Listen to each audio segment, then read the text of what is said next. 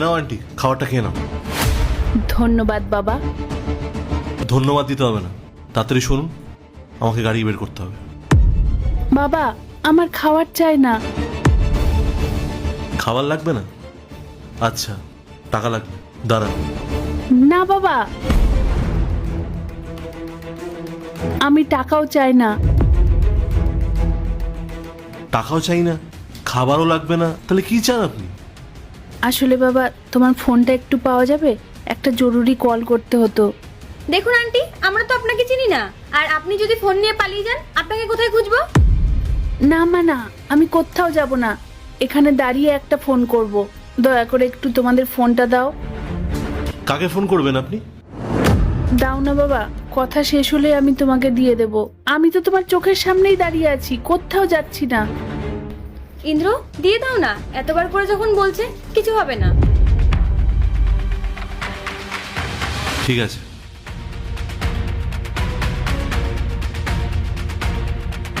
নিচ্ছেন নিন, কিন্তু একটু তাড়াতাড়ি করবেন, আমার তাড়া আছে। ডায়াল করতে পারেন তো? হ্যাঁ বাবা পারবো।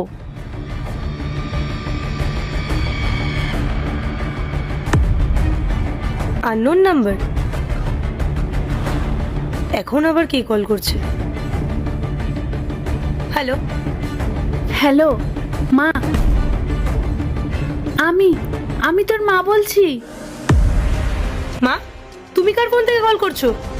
এক ভদ্রলোকের ফোন থেকে ফোন করছি। আর মা, তুই আমাকে বলেছিলিস না যে শহরে আসতে? তুই যে ঠিকানাটা দিয়েছিলিস আমি সেখানে গিয়েছিলাম, কিন্তু লোকজন বলছে এই ঠিকানাটা নাকি ভুল। তুই কি সঠিক ঠিকানাটা বলবি? তাহলে আমি তোর কাছে পৌঁছে যেতাম। তুমি তুমি শহরে চলে এসেছো? হ্যাঁ রে মা, তুই তো বলেছিলিস যে গ্রামের সব জমি বাড়ি বিক্রি করে টাকাগুলো সব পাঠিয়ে দিতে, তারপর শহরে চলে আসতে, আমরা একসাথে থাকবো। আমি সবকিছু বিক্রি করে তোকে টাকা পাঠিয়ে দিয়েছি, আর আমি তোর সাথে একসাথে থাকবো বলে আমি এখানে চলে আসলাম। তুই শুধু ঠিকানাটা আমাকে বল, আমি এক্ষুনি তোর কাছে চলে আসছি। মা, তুমি কি পাগল হয়ে গেছো? তোমার মাথা খারাপ হয়ে গেছে? তুমি গ্রাম থেকে শহরে চলে এসেছো? আমি তোমায় বলেছিলাম না যে তোমার শহরে আসার কোনো প্রয়োজন নেই? তুমি যদি এখন আমার বাড়ি আসো, আর সেটা যদি আমার হাজবেন্ড জানতে পারে, তুমি ভাবতেও পারছো না মা ও কতটা রেগে যাবে। তুমি এক কাজ করো, তুমি যেখান থেকে এসেছো সেখানে ফিরে যাও।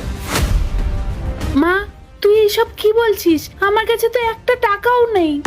যা আমার সম্বল ছিল আমি তো সবকিছু তোকে দিয়ে দিয়েছি।